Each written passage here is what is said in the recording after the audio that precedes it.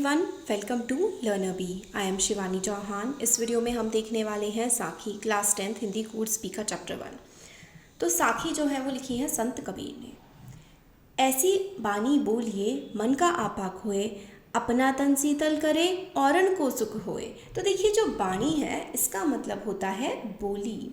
आपा यानी कि अहंकार, खोए मतलब त्याग कर देना या छोड़ देना, शीतल हो जाना यानी कि ठंडा हो जाना, औरन दूसरों को होए होना।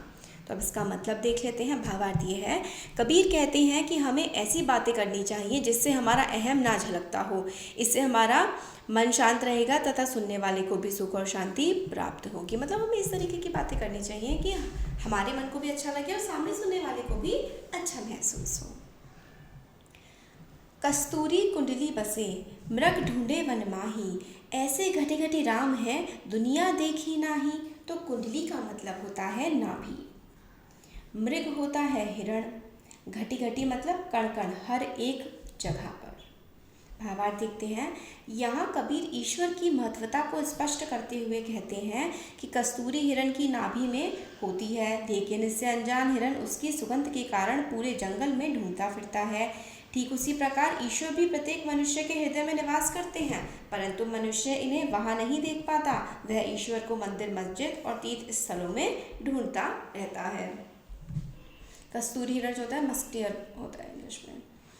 जब मैं था तब हरि नहीं, अब हरि है मैं नहीं, सब अंधियारा मिट गया जब दीपक देखा माही। तो इसका देखिए, मैं खुद के लिए बोलते हैं हरि यानी कि ईश्वर, अंधियारा अंधकार। तो यहाँ कबीर कह रहे हैं कि जब तक मनुष्य के मन में अहंकार होता है तब तक उसे ईश्वर की प्राप्ति नहीं होती। जब उसके अंदर का अहंकार मिट जाता है तब ईश्वर की प्राप्ति होती है। ठीक उसी प्रकार जैसे दीपक के जलने पर उसके प्रकाश से अंधियारा मिट जाता है, यहाँ अहम का प्रयोग अंधकार के लिए तथा दीपक का प्रयोग ईश्वर के लिए किया गया है। मतलब ईश्वर मिलते हैं इंसान को तो जो है उसका अंधकार दूर हो जाता है उसके जीवन का।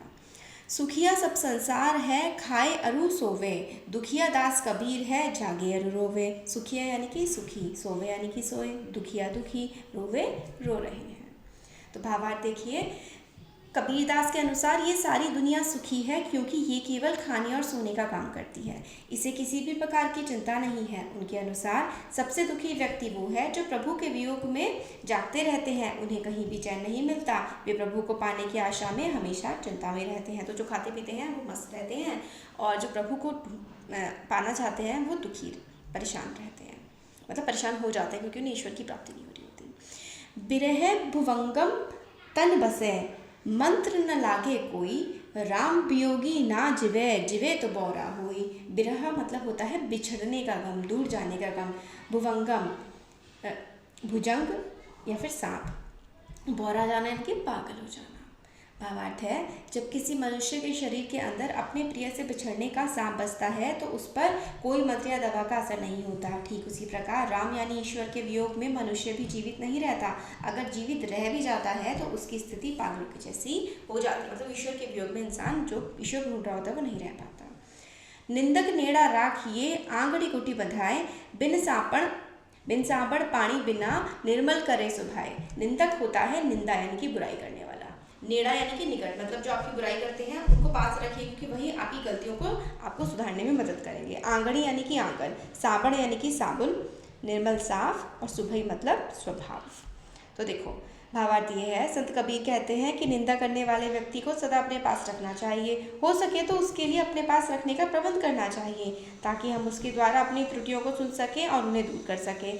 इससे हमारा स्वभाव साबुन और पानी की मदद के बिना निर्मल हो जाएगा।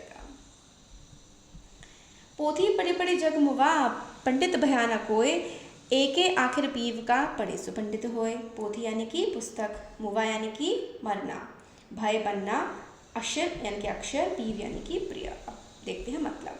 कबीर कहते हैं कि इस संसार में मोटी मोटी पुस्तकें पढ़ कर कई मनुष्य मर गए परंतु कोई भी पंडित नहीं बन पाया। यदि किसी मनुष्य ने ईश्वर भक्ति का एक अक्षर भी पढ़ लिया होता तो वह पंडित बन जाता, यानी ईश्वर ही एकमात्र सत्य है, इसे जानने वाला ही ज्ञानी है।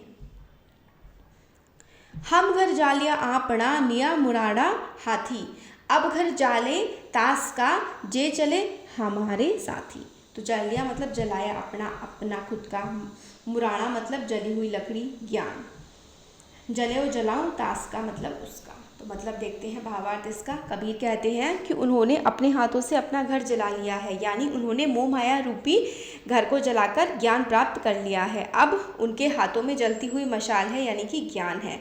अब वो उसका घर जलाएंगे जो उसके साथ जाना चाहता है, यानी उसे भी मोह माया के बंधन से आज़ाद होना होगा। जो ज्ञान प्राप्ति करना चाहता है, मतलब जो ज्ञान को प्राप्त करना चाहता है, उसे इस दुनिया की और मोह माया के बंधन से मुक्त होना होगा।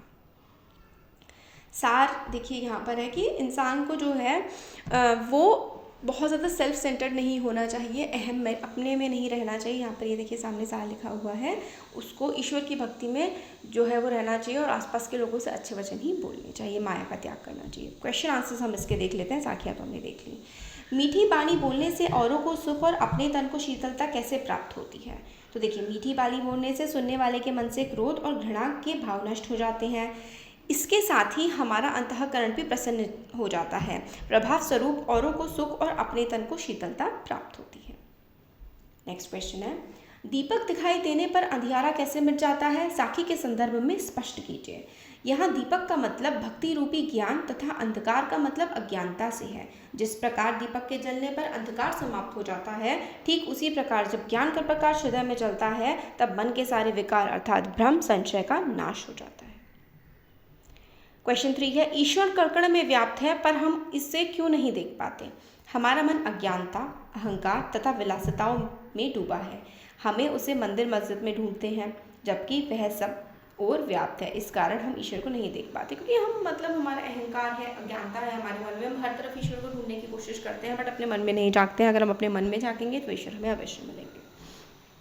संसार में सुखी व्यक्ति कौन है और दुखी कौन? यहाँ सोना और जागना किसके प्रतीक हैं? इसका प्रयोग यहाँ क्यों किया गया है, स्पष्ट कीजिए। तो देखिए आंसर, कवि के अनुसार संसार में वो लोग सुखी हैं जो संसार में व्याप्त सुख सुविधाओं का भोग करते हैं, और दुखी वो हैं जिन्हें ज्ञान की प्राप्ति हो गई है। सोना अज्ञानता का प्रतीक है और जागना ज्ञान का प्रतीक है। जो लोग सांसारिक सुखों में खोए रहते हैं, जीवन के भौतिक सुखों में लिप्त रहते हैं, वे सोए हुए हैं। और जो सांसारिक सुखों को व्यर्थ समझते हैं, अपने को ईश्वर के प्रति समर्पित करते हैं, वे ही जागते हैं। वे संसार की दुर्दशा को दूर करने के लिए चिंतित रहते हैं। मतलब जो ईश्वर की प्राप्ति जिन्हें हो चुके हैं, वो ये चाहते हैं कि दुनिया में सबको ईश्वर की प्राप्ति हो, यानी कि सब अच्छे हो। इसलिए वो थोड़े परेशान भी रहते हैं ताकि सबका भला हो सके। अपने स्वभाव को निर्मल रखने के लिए कबीर ने क्या उपाय सुझाया है? अपने स्वभाव को निर्मल रखने के लिए कबीर ने बताया है कि हमें अपने आसपास निंदक रखने चाहिए, ताकि वे हमारी त्रुटियों को बता सकें। निंदक हमारे सबसे अच्छे हितैषी होते हैं। उनके द्वारा बताई गई त्रुटियों को दूर करके हम अपने स्वभाव को निर्मल बना सकते हैं। मतलब निंदक जो हमारी बुराई करते हैं, उनको हमें अपने आसपास रखना चाहिए, क्योंकि वो हमें हमारी कमियाँ बताते रहते हैं, फिर हम उन्हें इम्प्रूव करने की कोशिश करते हैं। एके आशर पीव का पढ़े सुपंडित होए, इस पंक्ति द्वारा कवि क्या कहना चाहते हैं? इस पंक्ति के द्वारा कवि ने प्रेम की महत्वता को बताया है। ईश्वर को पाने के लिए एक अक्षर प्रेम का अर्थात ईश्वर को पढ़ लेना ही पर्याप्त है। बड़े बड़े पोथों या ग्रंथ पढ़कर कोई पंडित नहीं बन जाता। केवल परमात्मा का नाम स्मरण करने से ही सच्चा ज्ञानी बन सकता है। मतलब कितने बड़ी बड़ी पोथियाँ पढ़ लो, धार्मिक ग्रंथ पढ़ लो, मगर कि अपने मन को साफ करके ईश्वर में भक्ति करना ही, उससे ही इंसान ज्ञान की प्राप्ति कर सकता है। कबीर की उद्धत साखियों की भाषाओं की विशेषता स्पष्ट कीजिए। तो कबीर ने अपनी साखियाँ सगुगड़ी भाषा में लिखी है। इनकी भाषा मिलीजुली है, जिसमें पंचमेल खिचड़ी भी कहा जाता है। इनकी साखियाँ संदेश देने वाली होती हैं। वे जैसा बोलते हैं वैसे ही लिखा गया है। क्योंकि ये बोला करते थे, लिखा दूसरों ने है। लोक भाषा का भी प्रयोग हुआ है, जैसे खाए, नेग, मुवा, ज्वाला, आंगड़ी। भाषा में लयबद्धता, उपदेशात्मकता, प्रवाह, सहजता तथा सरलता है। भाव स्पष्ट करना है। बिरह भुवंगम तन बसे, मंत्र न लागे कोय। तो देखिए इस पंक्ति का भाव है कि जिस व्यक्ति के हृदय में ईश्वर के प्रति प्रेम रूपी विरह का सर्प बस जाता है, उस पर कोई मंत्र असर नहीं करता। अर्थात भगवान के विरह में कोई भी जीव सामान्य नहीं रहता, उस पर किसी बात का कोई असर नहीं होता। समझ तो लिया ही था हमने इससे पहले। कस्तूरी कुंडली बसे मृग ढूंढे मन माही। मतलब ईश्वर आपके पास ही है और हम उसको जगह जगह ढूंढते रहते हैं। जैसे कि जो कस्तूरी मृग होता है, उसके अंदर ही कस्तूरी होती है और उसकी खुशबू पूरे जंगल में ढूंढता रहता है। इस पंक्ति में कबीर कहते हैं कि जिस प्रकार हिरण अपनी नाभि से आती खुशबू या फिर सुगंध पर मोहित रहता है, परंतु वह यह नहीं जानता कि यह सुगंध उसकी नाभि में से आ रही है।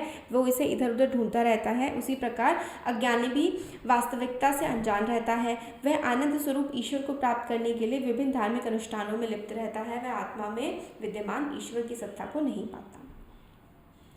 जब मैं था तब हरि नहीं, अब हरि है मैं नहीं। इस पंक्ति द्वारा कबीर का कहना है कि जब तक मनुष्य में अज्ञान रूपी अहंकार छाया है वह ईश्वर को नहीं पा सकता, अर्थात अहंकार और ईश्वर के साथ साथ रहना नामुमकिन है। जब ईश्वर की प्राप्ति हो जाती है तब अहंकार दूर हो जाता है। मतलब जब तक अहंकार है तब तक हर चीज़ मैं, ये मेरा है, ये मेरा है। बट जब ईश्वर की प्राप्ति हो जाती है तो ये मेरा तेरा सब सारे बंधन टूट जाते हैं और सिर्फ ईश्वर ही रह जाता है मन में। पोथी पढ़ी पढ़ी जग मुवा, पंडित भयानक होए। कबीर के अनुसार बड़े बड़े ग्रंथ शास्त्र पढ़ने भर से कोई ज्ञानी नहीं होता, अर्थात ईश्वर की प्राप्ति नहीं कर पाता। प्रेम से ईश्वर का स्मरण करने से ही उसे प्राप्त किया जा सकता है। प्रेम में बहुत शक्ति होती है, तो मतलब प्यार से ईश्वर को पाया जा सकता है। कोई पोथियाँ गंतियाँ पढ़ने की ज़रूरत नहीं है। ये हम लोगों ने इसके एक्सप्लेनेशन और क्वेश्चन आंसर्स दोनों देख लिए। होपफुली आपको वीडियो पसंद आया होगा। अच्छा लगा है तो लाइक करें, चैनल को सब्सक्राइब और शेयर करें।